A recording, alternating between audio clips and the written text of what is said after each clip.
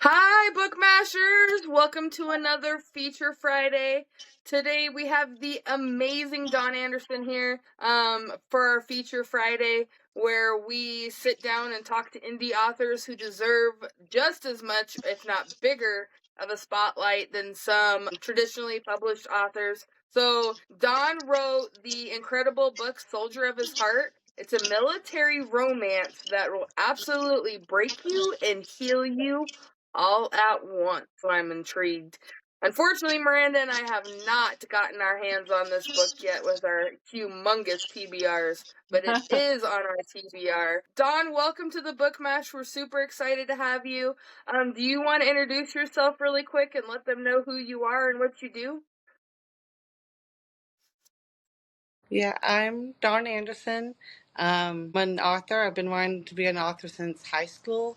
I'm a stay-at-home mom to three little ones. My oldest is 5. He's autistic, so he has most of my attention. I have a 2-year-old and a newborn. She's a month and a half. So my time is Aw. really thin. Yeah, 2 boys and 1 girl. so but my newborn wakes us up at like 4 o'clock in the morning, and my other two don't wake up until 6. So I have like 2 solid hours where I read, write, do what have you. So this is Nice. my layer escape from. Yeah, gotta use the time that you can, for sure. Yeah. I I get mean, that. my newborn sleeps through the night most of the time. She goes to bed at 8 and wakes up at 4. So I'm like, we get a decent chunk, but once at 4, we're Yeah. brewing that coffee. We're up.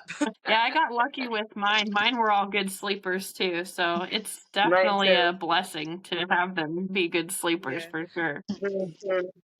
Yeah, yeah. My my oldest, he was not like my oldest was like clockwork. Every 3 hours, even during the night, it was like 11, 1, 4, 7. Like it was routine. My middle child, he was the same. He would sleep through the night. And the doctor's like, wake him up, he needs to eat. Wake him up, he needs to No, eat. And we're like, no, like, I'm tired, I'm gonna sleep. And the same with this right? one. Like, he goes to bed at 8, 8:30, and she sleeps all through the night. We're like, we're sleeping. Like, Yeah, They say sleep when the baby yeah. sleeps. That means I I felt the don't get same up. way. Yeah, for exactly. sure. All right. So first off, welcome to our show. We already said that. We're so glad that you're here. Can you tell us what inspired you to write Soldier of His Heart? Did it something personal spark the story, or did you have some other type of influence? To say it's kind of personal. I got the inspiration originally. The male character I had a muse for, so I based him off of someone. But I'm an Air Force brat. My dad was in the military. He was in the Air Force, and then my grandfather was in the Navy. My uncle was in the Air Force. I have another uncle that was in the Air Force. I have a cousin that was in the Navy. And a lot of my family's been in the military. My dad served in Desert Storm.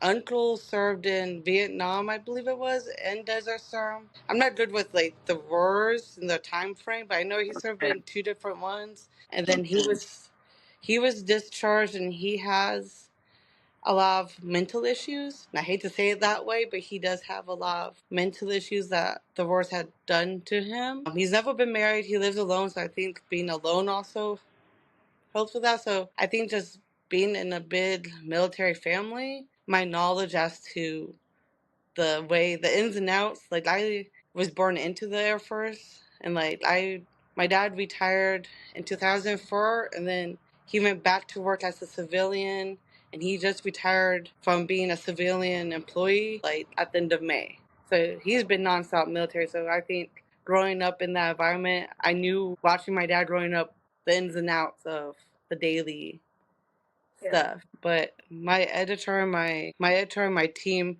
they kind of helped me like get in depth with like the flashbacks. There are a lot of war flashbacks in Soldier, so please check your triggers before reading, because there is war depictions which has the guns, the tanks, the death and everything. But my team helped me kind of like draw like, hey, we had this flashback, they helped me get in that mental state of like what it's like to be in wartime, like try to portray it on the paper. That's awesome.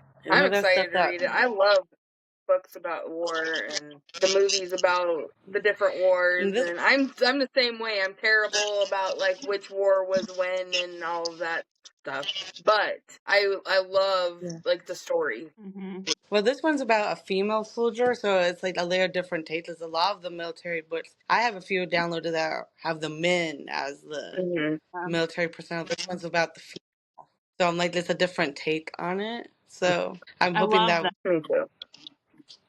Yeah, that sets you apart, and it's something that might be more intriguing to people who know women in the military or who are women in the military that want to read your book. So I think that brings in that extra demographic. That's a nice way to differentiate yourself from the rest of the military romances. Yeah, and I'm hoping that it shines light because I used to work on base, and I didn't work in the military, but like they have a star which is mentioned in the book. It's called it used to be called AFES. It used to be Air Uh-huh. Force Army and Air Force Exchange Services. Then they changed it to the Mm-hmm. exchange. And my team and I went into this big debate about it because one of my editors in Canada and then my readers in Texas, and they both have family members in the military. And like, what's AFES? And I'm like, that's Yeah. Army and Air Force. Like, well, it's not called AFES anymore. So we went into this big debate of what to call it. But I'm like, when I got hired, I'm like, they just changed it. Like, this. But we're trying to make it realistic. So we go into these big debates of like, what's the right way to call a certain thing. Our stepdad was retired Air Force, and so we didn't get to experience like the moving around and being a military brat necessarily, but we did get to experience being on the base and going to AFES and the BXPX and things like that. Yeah. So we understand what you're talking about. That's what I was going with. We had an HR lady that worked at AFES, and she is ex-army. And I'm friends with her on Facebook because we used to work together. And a lot of her ex-army soldiers do have PTSD, and she posts like, "Oh, I just lost another one, just lost another one," and people don't understand the strength to be in the military, but also like the after effects that suffering Mm-hmm. from something as terrible as PTSD can actually take someone's life Yeah. and the struggles and like to dive deeper into that with this book. And like I've gotten reviews like I've never realized something as simple like there's a part where the male character is hammering and she goes into an episode because it sounds like gunfire and like the people like it Yeah. opens my eyes. I never realized that something as simple as hammering a nail to Yep. send someone into like fireworks. Mm-hmm. Like yesterday was 4th of Yeah. July. One of my Yeah. dogs has anxiety, so we had to like give her anxiety medicine. But she's a dog, but like people with PTSD, they hear those fireworks and it triggers them. So Yeah. I'm hoping like that brings more awareness in that aspect too. So. Yeah. Definitely. It's so And true. let me know if I Well, ramble. speaking. No, you're fine. No, go You're ahead. fine. We love it. So speaking of PTSD, your heroine's voice is so authentic, especially when portraying PTSD and her relationship with her son. How did you balance her strength with her struggles? Can you repeat that? Yeah. Your heroine's voice is so authentic, especially when portraying PTSD and her relationship with her son. How did you balance her strength with her struggles? I think it came from. I think I based it a lot on personal experience. I don't have PTSD. I do have anxiety and depression. So I Mhm. think being a mother, and I'm sure you guys being mothers too, like I've learned to kind of put myself aside for my kids. So I think when I was writing this, I saw a lot of myself and her of always putting my child first. Even though you need your self care and like take care of yourself sometimes too. But I think like I've learned how to balance the motherhood of like making sure my kids are okay before I take care of myself. And I think Yeah. I dabbled in it when the male character came in. He saw like, hey, you have a son. He needs to learn how to help you. Like he's like, if you go into an episode, your son doesn't know what to do if he's home alone with you. So Mhm. I think how that opened up the female character's eyes of like, hey, I need to be open with my kid of what's going on with my issues. Her son has issues, she has issues, and they both needed to, even though the son's not preteen teenage years where he understands fully, but it's more of like helping each other. And I feel like I said, I relate in the aspect of like she put her son first, and I think the son gave her strength to kind of work on herself and what she needed to do. Well, yeah, and it's hard because you can be a strong mother, a strong female, but everybody has a weakness. Everybody, no matter who you are. And what makes you strong is being able to address that weakness and being able to ask for help when it comes to that weakness. So if she were to reach out to her son and say, hey, if this happens, this is what we need to do. And then he can help her when she is having that time of weakness. So that makes her an even more incredible mother than she probably already is. Yeah, that's awesome. All right. Let's see here. So the setup with the action movie star moving in was a fresh take. What made you pair a war vet with a Hollywood heartthrob? Like I said, the male character, I based him off of someone, and the person I base him off of is a celebrity of sorts. I'm not going to go into depths of who I based him off of, but the celebrity himself, he is big on the military.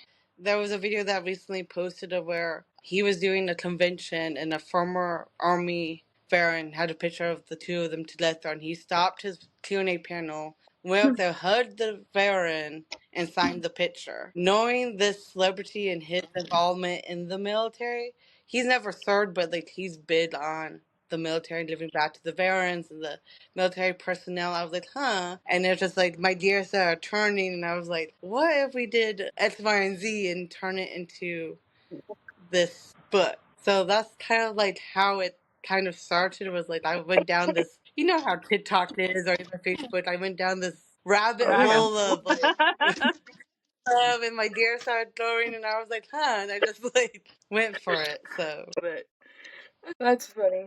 I get into those rabbit holes a lot. I was literally Don't like, we all? right before, I was like, I should probably see if Dawn messaged me back. And I like opened TikTok and I just started scrolling, and it was like, I don't know, I messaged you right before, and I'm like, oh snap, I was supposed to message Dawn back.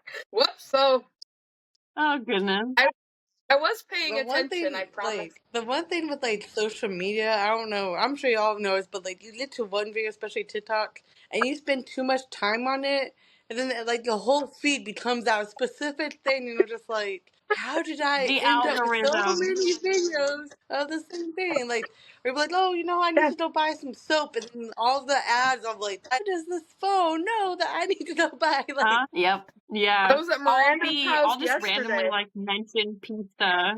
Yeah, I'll Yeah. randomly mention pizza and my phone will be like, okay, here's the Domino's app and the Pizza Hut app and the Little Caesars app. I'm like, no, no, no. My daughter and I were talking about having to redo my hair because I put funny colors in my hair. And then all of a sudden I'm on Hair Talk, and all my videos on our Book Mash page are all like hair color. And I'm like, well, I love this because it's inspiring me to color my hair a different color. But how did I go from Book Talk to Hair Talk? Yeah, you know, the algorithm can be tricky sometimes. Definitely. I noticed the colors. I noticed the colors in your hair years ago. I want to say it was in 2008, 2009. I don't know if you can tell how the color of my hair is like a dirty blonde. I don't know. I have bad lighting in here. But my sister and I were living in Vegas, and we saw it on Facebook. Someone was like, "Oh, you could dye your hair with Kool-Aid." So our dumb ASSs were like, "Let's try this." So we walked across the street to Albertsons, bought a Kool-Aid pack, boiled it up, and there I am laying in the middle of the living room with my hair dipped into a Oh my pot of gosh. Kool-Aid for X amount. And I rinsed out, and it actually dyed my hair purple. Because we had to know, does it work? So we were Oh, like, that's let's funny. test this theory. So we did this at like 1 or 2 o'clock in the morning in Las Vegas. We had to find out if Kool-Aid would dye your hair. But did it work? Yeah, it was really dark, but it washed out within like 2 weeks. So it Oh, wasn't long yeah. lasting. But I think if we had like the platinum blonde, like the really light hair, it probably would have been brighter. But like I said, I have the dirty blonde hair, so I have like darker shades of blonde, so it didn't show up as good. But I'm assuming if you bleach your hair and then did it, you probably Right. That's an experience. Mine Yeah. needs redone really bad. Okay. Last time I Without dyed my spoilers. last time I dyed my Go ahead. but the last time I dyed my hair was when I got married in 2017. Yeah. Yeah, But I I've do done mine like all the at time. home dive. Yeah. Yeah. Okay. yeah, I'm trying to Without recover. spoilers. I did. Go ahead. Sorry, we're like lagging. Go ahead. It's not Okay, important. okay. Sorry. We're having too much fun talking about hair. Okay, without spoilers, can you give us a glimpse into how the relationship develops between John and our heroine? All I could think is probably he fell first, and its first proximity. I think like just them. He ends up living in our house to learn the ins and outs. I think just spending so much time together, she just kind of saw what he saw and just kind of like. And it's slow burn, so like a lot of people are mad that it took so long to get to, but like it's I Why are they think first mad? proximity of them living. I know. Slow burn's good. What? I've only had one person that was mad. They don't get to that point to like 40-50%, so it's like the halfway point.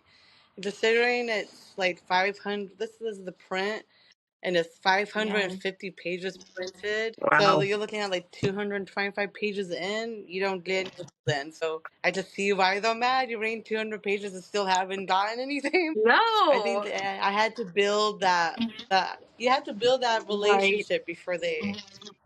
Yeah. A slow burn that I'm kills okay with me. it being later. A slow burn that kills me is when you're like 80% of the way through and nothing's happened, and then all of a sudden it happened and then the book's done. Like that's Yeah. too much of a Yeah. slow burn. Yeah. I agree. I definitely agree.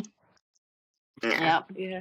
Now one of my kids is coming, but I learned I have one book that is it starts in high school and then moves into college. And I had one person that was beta reading it and like, oh, because I had the adult content in it and like, oh, you can't have adult content in it because of the ages. But then you have these other books. I'm not going to name authors of specific books, but there Yeah. are books that have these underage people doing the deed, and I'm like, what?